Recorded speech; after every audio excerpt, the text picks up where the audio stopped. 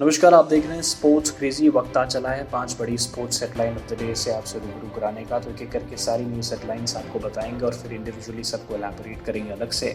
तो पहले तो न्यूज़ हेडलाइन नंबर 1 जिस पर हम बात करेंगे वो इंडियन स्विमर श्रीहरि नटराज के बारे में, जिन्होंने टोक्यो ओलंपिक्स के लिए क्वालिफाई कर लिया है। न्यूज़ नंबर जो 2 होगी हमारी ई स्पोर्ट्स के इंक्लूजन के बारे में होगी, जिसको inclusion for the first time किया गया ओलंपिक्स 2020 में। न्यूज़ नंबर 3 होगी केन विलियमसन के नंबर 1 रैंकिंग, जो टेस्ट बैटिंग का रैंकिंग रिलीज हुए WTC फाइनल के बाद, उसमें केन विलियमसन की नंबर 1 रैंकिंग है, उसके बारे में। न्यूज़ नंबर 4 होगी 2 नई टीमों के एडिशंस के बारे में IPL 2020 के संस्करण में और उससे कितना फ़ायदा होगा BCCI को, उसके बारे में। न्यूज़ नंबर 5 होगी भारतीय मेंस की डबल्स टीम जो कि फेल हो गई क्वालिफाई करने के लिए ओलंपिक्स में 29 साल के बाद, उसके बारे में।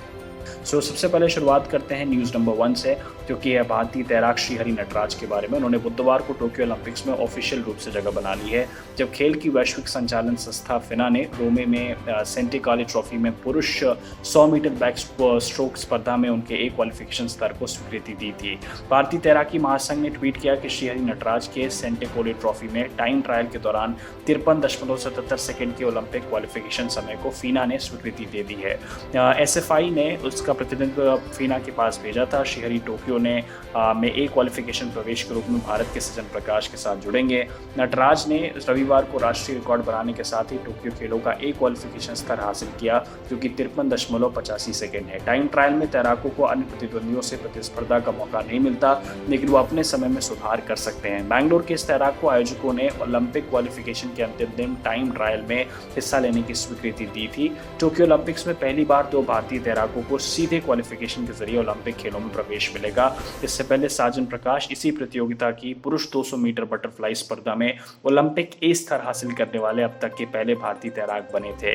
साजन ने 2010 एशियाई खेलों के कांस्य पदक विजेता वीर धवल खाड़े के 1 मिनट 49.86 सेकंड के पिछले प्रदर्शन में सुधार किया था और उसके बाद उन्होंने क्वालिफिकेशन मार्क जो है उसको बेसिकली रीच करके पहुंच चुके हैं टोक्यो ओलंपिक्स में। उसके बाद बढ़ेंगे हम लोग न्यूज़ नंबर 2 की तरफ। टोक्यो ओलंपिक्स जो कि फाइनली शुरू होने वाला है 23 जुलाई से, और जो इसका कॉज ऑफ सेलिब्रेशन तो है फिजिकल और वर्चुअल दोनों एथलीट्स के लिए। और आपको बता देते हैं कि इस साल का जो ओलंपिक्स है वो पहला वर्चुअल गेम होस्ट करेगा अंडर ई स्पोर्ट्स के थ्रू, और as a pre game series international Olympic committee जो है वो रोल्ड आउट करने वाली है वर्चुअल ओलंपिक सीरीज, जहां पे कॉम्पिटिटर्स जो हैं वो वर्चुअल वर्जन है 5 डिफरेंट फिजिकल स्पोर्ट्स का खेल सकते हैं। वो स्पोर्ट्स हैं motor sports, cycling, baseball, sailing, rowing. हालांकि ये पहला स्ट्राइड है, IOC ने एक कदम बढ़ाया है, लेकिन इसमें भी वक्त लगेगा। और जो रिपोर्ट्स आ रही हैं, लेटेस्ट डेवलपमेंट्स आ रही हैं, उसके हिसाब से जो लॉस एंजलिस में समर ओलंपिक गेम्स होने वाला है वहाँ पे इस स्पोर्ट्स को पूर्ण रूप से इंक्लूड किया जाएगा और वो एक मेडल टूर्नामेंट होगा। अभी जो टोक्यो ओलंपिक्स में इस स्पोर्ट्स को इंक्लूड किया जाएगा, जो कि होगा 13 मई से लेकर 23 जून के बीच में, वो एक वर्चुअल ओलंपिक सीरीज होगी। वो एक मेडल इवेंट नहीं होगा, लेकिन 2028 के लॉस एंजलिस समर ओलंपिक्स में ये एक मेडल इवेंट होगा। पढ़ेंगे न्यूज़ नंबर 3 की तरफ। साउथहैम्पटन में पिछले हफ्ते विश्व टेस्ट चैंपियनशिप फाइनल में खिताबी जीत के दौरान टीम की अगुवाई करने वाले न्यूजीलैंड के कप्तान केन विलियमसन ने अंतर्राष्ट्रीय क्रिकेट परिषद ICC की बल्लेबाजों की टेस्ट रैंकिंग में फिर से शीर्ष स्थान हासिल कर लिया है। 30 साल के विलियमसन ने भारत के खिलाफ कम स्कोर वाले फाइनल की 2 पारियों में क्रमशः 49 और नाबाद 52 रन बनाए, जिससे उनके 901 अंक हो गए हैं। उन्होंने स्टीव स्मिथ 889 अंक पर 10 अंक की बढ़त बना ली है। भारतीय कप्तान विराट कोहली चौथे स्थान पर बरकरार हैं, जबकि रोहित शर्मा 6ठे स्थान पर पहुंच गए हैं। भारत के विकेटकीपर बल्लेबाज ऋषभ पंत 7वें स्थान पर हैं।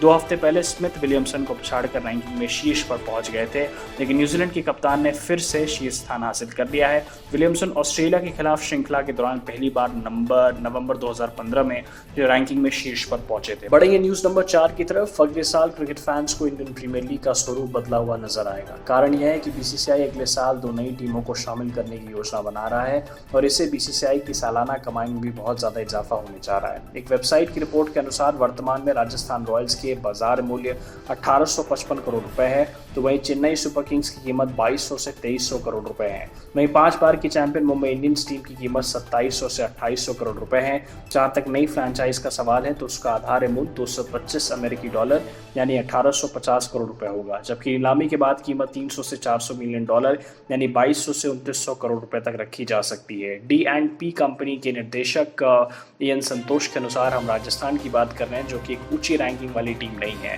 अगर इसकी कीमत 250 मिलियन डॉलर बैठती है तो ये BCCI के लिए अच्छी खबर है और ऐसे में 2 नई टीम जुड़ने से भारतीय बोर्ड को 5800 करोड़ रुपए की कमाई हो सकती है। जैसी रिपोर्ट छन का सामने आ रही है उसके अनुसार 2 नई टीमों के लिए बोली इसी महीने लगाई जा सकती है। अहमदाबाद टीम हासिल करने को एक बहुत बड़ा दावेदार है और इसके कई कारण हैं कि उसके पक्ष में वो जाते भी दिख रहे हैं। मोदी स्टेडियम कई मैचों की मेज़बानी कर चुका है, तो गुजरात लायंस ने पहले भी अहमदाबाद को अपना बेस बनाया था। अहमदाबाद के अलावा लखनऊ की एक और टीम है जिसे शामिल किया जा सकता है क्योंकि शहर में बेहतरीन स्टेडियम और तमाम सुविधाएं हैं। बढ़ेंगे न्यूज़ नंबर 5 की तरफ। 29 साल के बाद आपको बता देते हैं कि एक बुरी खबर है कि टोक्यो ओलंपिक्स की टेनिस स्पर्धा में पदक की भारत की उम्मीदों को झटका तब लगा जब रोहन बोपन्ना और दिविज शरण पुरुष युगल के लिए क्वालिफाई करने में नाकाम रहे। मिश्रित युगल में भी भारत की कई जोड़ी नहीं होगी जहां देश के पास पदक जीतने का सर्वश्रेष्ठ मौका होता। लिएंडर पेस और रमेश कृष्णन ने बार्सिलोना में 1992 खेलों में हिस्सा लेने के बाद से हर बार भारत की पुरुष युगल जोड़ी ओलंपिक का हिस्सा बनी थी, लेकिन इस बार जो है 29 साल के बाद टेनिस के पुरुष युगल में भारत की कोई जोड़ी नहीं होगी, जो कि एक झटका है भारतीय टेनिस के लिए। सो ये 5 बड़ी अपडेट थी स्पोर्ट्स की जो मैंने आपको देने की कोशिश की सिंपल लैंग्वेज में। उम्मीद करता हूँ वीडियो आपको अच्छी लगी होगी। वीडियो अच्छी लगी तो चैनल को सब्सक्राइब करना ना भूलें, हमारी वीडियो को लाइक करें, कमेंट करें, शेयर करें, बेल आइकन की जरूर दबाएं। अपने घरों में रहें, अपना ख्याल रखें और सुरक्षित रहें।